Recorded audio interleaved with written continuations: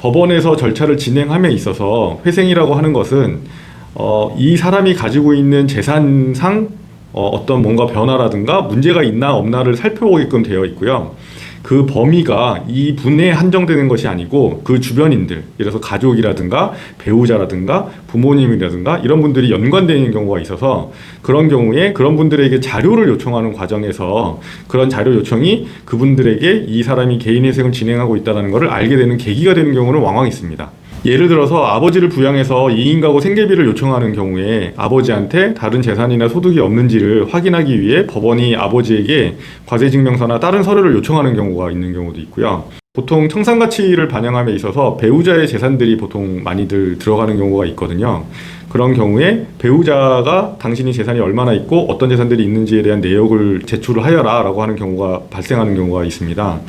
이런 식으로 어떤 특정한 청산가치의 재산 내역을 반영한다던가 아니면 부양 가족을 산정하기 위해서 부양을 받는 사람이 맞는지를 확인하는 과정에서 어떤 특별한 과세 정보라든가 이런 것들을 요청하는 경우들이 많이 있고, 이렇게 되면 그 아버지에 대한 과세 정보라든가 아니면 배우자에게 동의를 받아서 재산 내역이라든가 이런 것들을 제출해야 되는 상황이 벌어지는 거죠.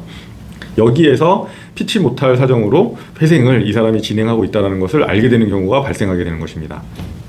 그래서 법원에서 일부러 이런 사정을 제외하고는 특별히 개인의 어떤 신상 정보에 관련된 것들을, 특히 부채가 많아서 회생을 신청하고 있다라고 하는 사실을 주변에다가 알리거나 일부러 공고하거나 이런 사실은 전혀 있을 수가 없는 거고요. 그럼에도 불구하고 이런 사실이 만약에 주변 사람들에게 어떤 재산 내역이라든가 어떤 특정한 서류라든가 과세 정보라든가 이런 것들의 제출을 요청해야만 하는 상황이 벌어져서 주변 사람들이 알아야만 하는 상황이 피치 못하게 발생하는 경우에 어떻게 할 것이냐의 문제도 저희가 한번 고민해 볼 필요가 있겠습니다. 제일 좋은 것은 이렇게 도움을 받을 수 있는 상황이라면 도움을 받아서 자료를 제공하게 되면 회생 제도가 훨씬 수월하고 원활하게 진행되는 것은 맞고요. 다만 그것이 어려운 경우들도 굉장히 많이 있거든요. 그러니까 형식적으로 이제 배우자로 되어 있기는 하지만 두 분이 이제 실질적으로는 별거 상태가 오래돼서 상대방에게 재산 내역에 대한 동의를 받아서 재산 내역을 확보하는 것이 어려운 케이스가 있었습니다. 이런 경우에는 알려지는 것도 곤란할 뿐만 아니라 실질적으로 동의를 받아서 재산 내역을 제출하는 것 자체도 약간 어려운 상황이 있었거든요.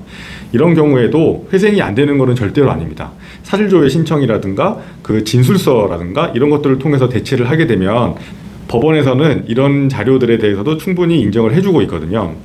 이런저런 것들이 다 불가능한 상황에서는 아버지를 부양가족에서 제외를 하고 일부 추가 생계비를 요청해서 변제금이나 변제기간을 조율해서 개시 결정을 받는 경우도 굉장히 많이 있습니다.